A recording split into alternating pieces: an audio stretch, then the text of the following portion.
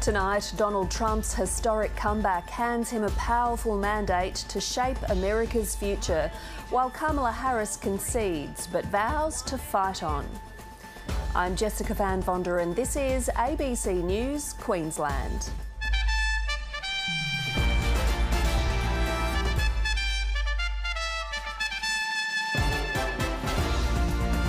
World leaders react to the election result and how it could shift global policies. A 16-year-old in custody after a car allegedly stolen at gunpoint crashes, killing a 69-year-old woman. And the federal government moves to ban children under the age of 16 from social media.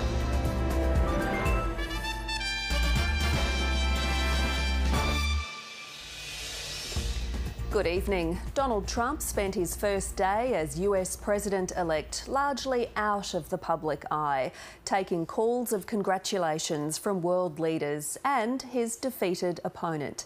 His emphatic political comeback has been hailed as an historic victory set to reshape the future of America. We have correspondents throughout the United States unpacking the appeal behind the Republicans' election-winning pitch. Jade McMillan begins our coverage in Trump's home state of Florida. Celebrations in the streets for an historic victory. Donald Trump's supporters flocked to his Mar-a-Lago home in Florida. First thing I did is cry. Tears of happiness. We won! Trump won! We couldn't keep our excitement to ourselves. So I said, let's go to Mar-a-Lago, and he said, okay. What had been tipped to be a very close race was instead a decisive win. Donald Trump's son Eric sharing a behind-the-scenes snapshot of the moment before the 45th president addressed the nation about becoming the 47th. Hey, look what happened. Is this crazy? Donald Trump repeatedly insulted Kamala Harris on the campaign trail. But when the vice president called to congratulate him, a spokesman said he acknowledged her strength, professionalism and tenacity.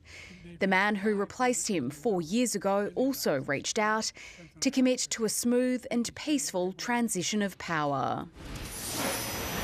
It is now official. CNN projects that Donald Trump has been elected president. The president-elect made the economy and immigration central to his campaign, promising major new tariffs on imports and the largest mass deportation of undocumented immigrants in US history. When Donald Trump was first elected in 2016, he was a political outsider. This time, he has experience and a much better understanding of how to achieve his goals, as well as what he describes as a powerful mandate. Implementing his agenda has been made easier after Republicans took control of the Senate. The House of Representatives is still too close to call. What I'm most impressed by is not just the size of the victory, I know the number's still growing, but the way Donald Trump won this election. He won it by fundamentally remaking the Republican Party. The first ever convicted felon to be elected president is supposed to be sentenced on the New York hush money charges later this month. But it's unclear whether that will go ahead, and the federal cases against him are reportedly being wound down. Another win in the eyes of his many backers. Jade McMillan, ABC News, West Palm Beach.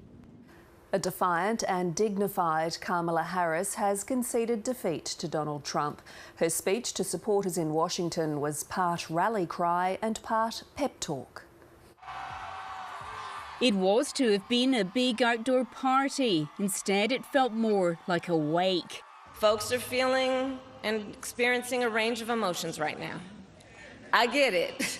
Kamala Harris confirmed she'd conceded defeat, getting in a dig at her opponent. When we lose an election, we accept the results. Then came a rallying call. While I concede this election, I do not concede the fight that fueled this campaign.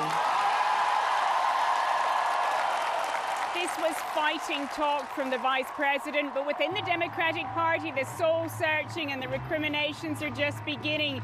It must ask itself who or what is to blame for this bitter loss and why its vision for the future of this country did not speak to more Americans. This should have been a landslide victory, and it wasn't. And the Democrats need to do a better job of reaching working-class voters. As the post-mortem continues, there will also be talk of how, as sitting Vice President, Kamala Harris struggled to differentiate herself from an unpopular administration. Would you have done something differently than President Biden during the past 4 years? There is not a thing that comes to mind. And the former prosecutor often struggled to articulate her positions.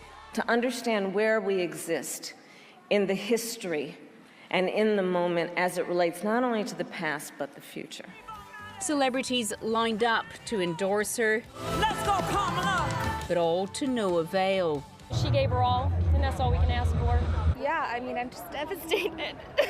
Preparations for Donald Trump's inauguration have already begun as Kamala Harris returns to her day job as deputy to the man she replaced. Barbara Miller, ABC News, Washington. Mr. Trump enters his second term as US President in a vastly different domestic and global environment from the first time in 2016. Here's Global Affairs Editor John Lyons. This is, without doubt, an emphatic victory by Donald Trump. But having pulled off one of the most remarkable political comebacks in modern times, Trump is now in full control of the Republican Party and will wield huge influence over the Senate and the House. With powerful backers such as Elon Musk, Trump will now set about implementing his agenda: smaller government, less regulation, a tougher border policy, a crackdown on crime, more support for Israel, less support for Ukraine, and a much more aggressive stance towards China, using tariffs as a weapon. He may also target institutions he's claimed set out to destroy him, such as the US Department of Justice. This is likely to be 4 years like we've never seen before. The world is about to see the true nature of Trump's America. Well, his decisive win was aided by a surprising increase in support from African Americans. Hispanics and lower income households hit hardest by inflation also helped fuel his victory. Days ago, Adriana Zapata was a hopeful campaigner for Kamala Harris, even hosting the vice president at a Mexican restaurant in August. It was just such an elated, happy moment. But today, she watched her concede, knowing many within her community voted for Donald Trump. Aprobado el menú. Adriana says Donald Trump's message on the economy cut through to Latinos, but especially his tough stance on immigration. People who have gained citizenship or a right to be in the country legally, they know the struggle they went through to obtain that. Latino men were among one of the biggest gains for Donald Trump. I trust Donald Trump more than any other president we've had. I did vote for Donald Trump, personally not because of who he is, but his policies that align with mine. But for others, Trump's threat of mass deportations cuts deep. A lot of Latino men have come here to the United States to seek a better life, so some have established themselves, and it seems that they have forgotten about their roots. Here in Arizona, some within the Latino community say for too long politicians have treated them as if they're one homogenous monolith. This result shows the diversity in their political leanings, but also in their lived experience and values. Hallelujah. As justice in his world prevails yet again.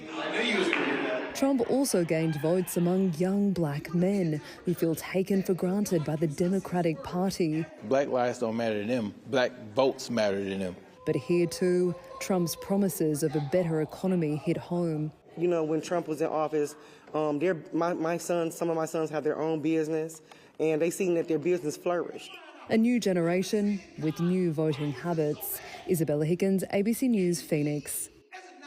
In Canberra, the Prime Minister has spoken to President-elect Donald Trump to congratulate him on his victory. Here's National Affairs Editor Melissa Clark. Donald Trump is headed back to the White House.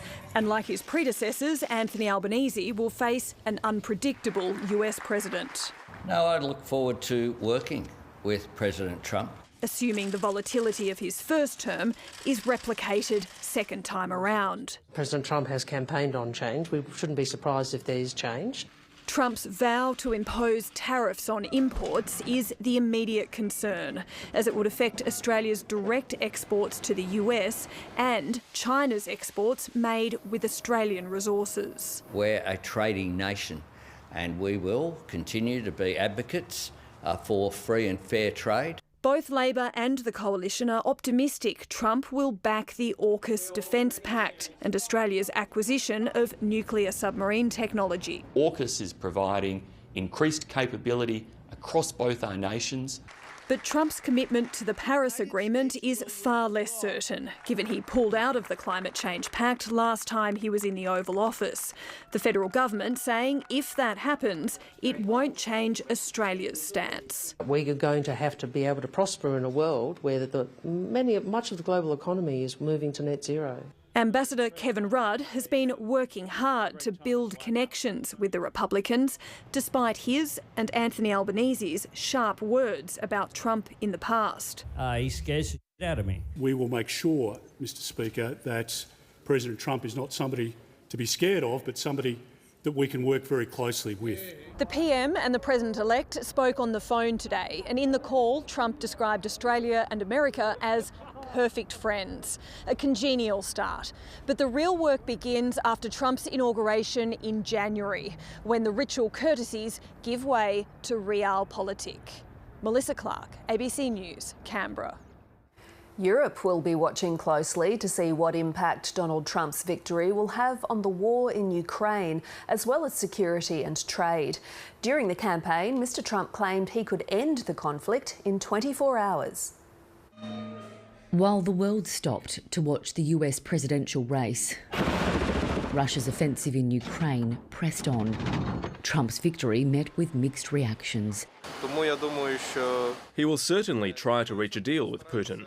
We will have to give up the territories. He will try to convince us. There are plenty of money. Trump has promised a quick end to the conflict.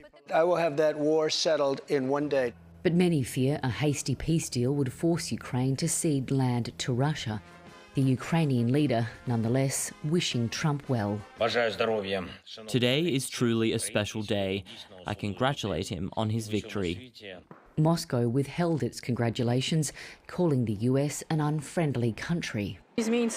Our president doesn't trust him much, so I think nothing will change. Trump's victory is undoubtedly more promising for us in terms of ending military action in Ukraine. Meanwhile, Europe's leaders lined up to welcome the president-elect. I look forward to working with him in the years to come. Germany will remain a reliable transatlantic partner. The United States is a major contributor to NATO, the security pact that defends much of Europe. Donald Trump has previously toyed with the idea of pulling out, accusing members of not paying their way. In the wake of his victory, French and German defence ministers urged NATO nations to boost contributions. Europe's leaders will be meeting in Budapest to talk security. We cannot afford any capability gaps in our ability to defend ourselves in Europe. Calls for unity now sounding more urgent, with Trump set to take the reins once more in the new year. Catherine Diss, ABC News, London. Key challenges Mr Trump will face include the US relationship with Israel and its Prime Minister Benjamin Netanyahu, as well as the conflicts in Gaza and Lebanon. Here's Middle East correspondent Matthew Doran. Benjamin Netanyahu needs Donald Trump. It's a pretty simple equation. The US remains the largest donor of military aid to Israel, and Israel's stockpiles are severely depleted given its continuing wars in Gaza and in Lebanon. Benjamin Netanyahu also knows Donald Trump is very popular among the Israelis he needs to prop up support for his government. And it's not necessarily a case that a new US president would turn off the tap, would stop that flow of aid, but Donald Trump is likely to drive a far harder bargain. He is, as he continues to tell us, a businessman after all, and shipping a seemingly never-ending supply of weapons to this part of the world is unlikely to be seen as a smart investment. He may well give the Netanyahu government a bit more freedom to figure out how to end the wars, but will insist a conclusion needs to be found. And with death tolls of more than 43,000 in Gaza and more than 3,000 in Lebanon, that deadline can't come soon enough. Although Donald Trump's plans, once the wars have finished, are unclear. And still to come on 7:30, Sarah Ferguson interviews legendary journalist Bob Woodward about President-elect Donald Trump. As President of the United States, will Donald Trump rise to the occasion? If he falls to the occasion and does some of the things that he has threatened to do, then we are in for one of the darkest periods of U.S. history and world history. A 16-year-old is in custody after a car allegedly stolen at gunpoint crashed into another vehicle, killing a 69-year-old woman. 2 police officers were also injured. It's a horrible sight, an innocent older woman dead. Her car, a crumpled mess. A pure tragedy, wrong place, wrong time. QPS and myself offer our sincere condolences to the family of the deceased. Police allege the 16-year-old offender stole a car at gunpoint on Dolly's Rocks Road at Griffin, then accelerated at high speed, smashing into the woman's car 15 minutes later. Also crashing into a stationary police car, injuring 2 officers. As you can imagine, it was a very high-impact collision. I heard they were going really fast and they've gone head-on. The teen has been arrested and is now under police guard in hospital. He has severe leg injuries, but not life-threatening. Police have also taken possession of a firearm found in the allegedly stolen Audi and are looking for anyone who saw a possible accomplice in this orange Holden hatchback, registration 906 IP3. It was seen in the area at the time. Authorities say there was no pursuit by police of the alleged stolen car before the crash. Police did have unmarked cars monitoring the suburbs. The LNP came into power vowing to combat youth crime. In a statement, the Premier David Crisafulli said this news will be harrowing for Queenslanders and that the family were owed answers. And from the new Youth Justice Minister, my heart goes out to that family and that victim. My heart goes out to what they might be experiencing right now, and I want them to know that we stand ready to support them in whatever they might need. Police are desperate for dash cam of the crash from witnesses, after claims the teenage driver may have run a red light. Adult crime, adult time laws are set to be passed by Parliament by Christmas. Sarah Richards, ABC News. A horror truck crash on the Cunningham Highway has killed 2 people. 2 trucks rolled after colliding at Tregony near Warwick in the early hours of this morning. Police say it was a head-on crash, the impact killing a 45-year-old driver and his 30-year-old male passenger. The 5 remaining passengers who were heading home from a work trip were injured and taken to hospital, as was the B-double driver. The highway remains closed in both directions. The community of Dirranbandi in southwest Queensland is counting its blessings, having been spared from a raging bushfire. But the threat's not over yet, with large parts of Queensland in the grip of an extreme heatwave. On the outskirts of Dirranbandi, remnants of just how close the inferno came to consuming the town. In scorching heat, crews are mopping up where the blaze tore through. 1,700 hectares of land was razed. No structures were lost. It could have gone really bad or pear-shaped, that's for sure. Residents back home and back to business, reflecting on their late-night evacuation on Tuesday. They pulled us out of bed, told everybody to pack up and go immediately. Not much notice, really. I think overreaction's better than no reaction. Schools have reopened and power has been restored, but some businesses have lost stock. Obviously, if there's capacity for government to provide assistance to those communities if they need it and they have been hard hit by the fire, then of course we'd look at that. As the ash settles, residents have been left with the stark realisation they were caught off guard. What could have been a catastrophic blaze escalated so quickly. Tinderbox conditions are still fueling the bushfire risk. Winds pick up, they can pick up the embers and take them across and into unburnt country, and away it goes again. And extreme weather across the state won't let up until the weekend. Got a severe heatwave warning at the moment, and that includes a broad swathe of northwestern central and southern tier Queensland, along with southeast Queensland as well. In Dirranbandi, this bakery stayed open despite having no electricity, making food and coffee for firefighters on a gas stove. Because they will be exhausted, they just are heroes. Toby Loftus, ABC News, Dirranbandi. Children aged under 16 will be banned from accessing social media under laws set to land in federal parliament within weeks. The federal government says it's acting on the concerns of parents, but social media companies warn enforcing a ban won't be straightforward. Here's political reporter Tom Lowry. Australia is plenty of young people love social media, and social media loves them back. It's a relationship the Prime Minister wants to break up.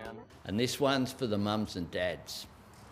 Social media is doing harm to our kids, and I'm calling time on it. Apps like TikTok, Instagram, Facebook, X and YouTube are set to be banned for people under 16 years old. The onus will be on social media platforms to demonstrate they are taking reasonable steps to prevent access. The onus won't be on parents or young people. We would like to see not only the legislation introduced this year, we would like to see the legislation pass the Parliament this year. The platforms are already pushing back. Facebook and Instagram's parent company warning, what's missing is a deeper discussion on how we implement protections. While tech industry body Digi says to enforce a blunt ban, all Australians would have to provide their personal information, such as an ID or an image of their face, to verify their age. We're not really hearing those granular details yet from the Albanese government about how this is going to work. Among young people who've grown up with social media, views are mixed. I don't know if it should be banned, but I think there should be more restrictions. I don't think all social media is bad. I just think it should be very heavily limited. It's just like really easy to bully people on social media. A ban is both blunt and imperfect. There's little doubt some young people will find a way around it. But the government argues it will, at the very least, empower anxious parents to say no to teenagers, insisting all their friends are online. Tom Lowry, ABC News, Canberra. The consumer watchdog has approved a deal that will see Chemist Warehouse become the largest pharmacy retailer in Australia. The merger with wholesaler Sigma Healthcare will create an $8.8 billion pharmaceutical giant, which would operate nearly 1,000 stores. The ACCC says the alliance would not substantially reduce competition, but it has slapped conditions on the takeover, asking for an independent auditor and for pharmacies to be allowed to switch suppliers and have their data deleted. To Finance Now, here's Alan Kohler. In the US markets right now, it's all about what they're calling the Trump trades, and there's a few of them. So let's go. The big banks like Goldman Sachs, Wells Fargo and JP Morgan, and credit card operators, American Express and Visa, surged because not only is Trump expected to cut the company tax rate, but he's also expected to cut financial regulations. The prospect of tariffs pushed up stocks like Caterpillar and steelmakers Nucor and Steel Dynamics. Tesla jumped nearly 15%, even though Trump is apparently against electric vehicles, because Elon Musk is inside the tent, so Tesla should be a winner. But the biggest winners were private prison operators, Geo Group and Core Civic. The US dollar and the long-term interest rate both went up because the tariffs would be inflationary and delay further rate cuts, although the Fed is expected to announce a 0.25% cut tonight. And there were losers as well. Renewable energy businesses like First Solar and Enphase Energy were dumped, as were copper and silver, because of concerns about the Chinese economy if that 60% tariff goes ahead. The Dow Jones average had its best day in 2 years, up 3.5%. The S&P 500 2.5% and the Nasdaq 1.4%. Surprisingly, the Chinese markets did okay, while shares in Japan and Germany fell. The Australian market went up a bit, with gains by banks and resources stocks offset by falls among retailers and Westpac going ex-dividend. Here's the usual list of commodities. Gold, silver and iron ore down, oil up. And the Australian dollar rose against all the other currencies, including the higher US dollar, and I've got no idea why. And that's finance. The Queensland Government has revealed there's been a cost blowout for works on 3 venues for the Brisbane 2032 Olympics. The bill for the Chandler Indoor Sports Centre, as well as the Sunshine Coast Indoor Sports Centre and Outdoor Stadium, is more than $180 million above original estimates. Cost savings will be looked at as part of the LNP's 100-day review. In a statement, Opposition Leader Stephen Miles says the LNP promised to deliver projects for their original costs. But Jared Blais says Labor should have been upfront about increases before the election. We are going to be transparent and open with Queenslanders, and we're going to keep releasing these updated figures so Queenslanders can know what they would have got if the Labor Party was re-elected. In AFLW, the final series kicks off tomorrow night with a blockbuster match between Adelaide and North Melbourne. One final captain's run for the Crows as they get set to throw everything at the Kangaroos and do something no team has done this season: beat them. No matter what we do and what they do, it's just going to be a battle to the end. It's a tough task and both sides are using bitter memories from the past as motivation. Adelaide are out for revenge after last year's 1-point preliminary final loss. Obviously there's probably some bittersweetness from a lot of the girls. That confidence no different for their opponents, who are determined not to repeat last season's 17-point grand final heartbreak. There's definitely no fear of failure. We're all just really excited. The Bombers head west to take on Fremantle, while Hawthorn host the Lions on Sunday, and it'll be a case of the master taking on the apprentice. First-year Hawks coach Daniel Webster will face the team he helped secure a flag last year, and his mentor Craig Starcevich for the very first time.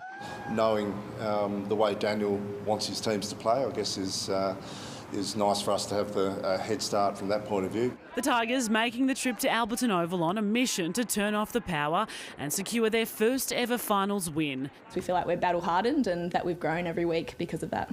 But it won't be easy up against one of the strongest home ground advantages in the league and Port's 5-game winning streak. We know that they're number 2 for pressure in the competition. They love to surge the ball forward and that their game stands up in finals footy. Alexia Pesce, ABC News. Weather now with Jacqui McLaren. And Jacqui, when will we see this heat ease? Not just yet, Jess. In fact, it's going to get hotter before it gets cooler. Good evening, Queensland. Well, we've got severe heatwave conditions across most of the state, lingering until the weekend, with high fire dangers as well. But let's dive into these really hot temperatures that we're experiencing. Winton, it was 44 degrees for you today. Further south, and Longreach taking out the hotspot title at 44.2. Just south of there, Blackall had an overnight temperature of 31. Now that is what Brisbane hit today.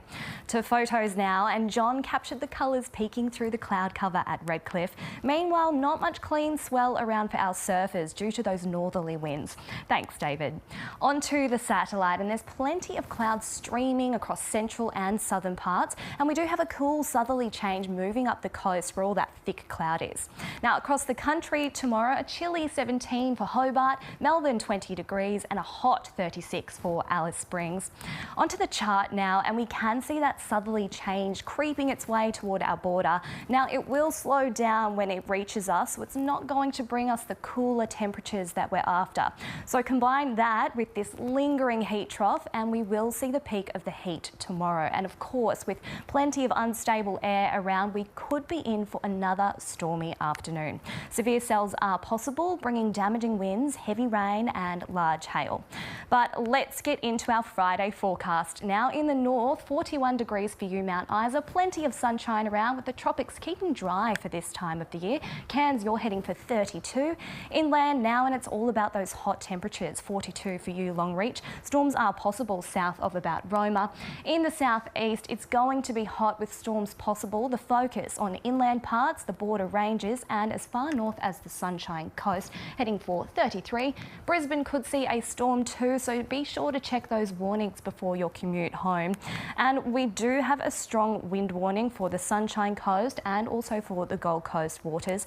Boaties winds up to 20 knots, seas around 1.5 metres for you. Sunrise will be at 4:51 in the morning. And looking ahead, temperatures slowly easing from about Saturday. Stormy and wet for the working week ahead, but Jess, it is tomorrow when we'll really need the air conditioning, I think. Yeah, sure looks like it. Jacqui, thank you so much for that. That is ABC News to the moment. Thank you for your company tonight. There is more news on our website, but now it's time for 7:30. Good night. Good night.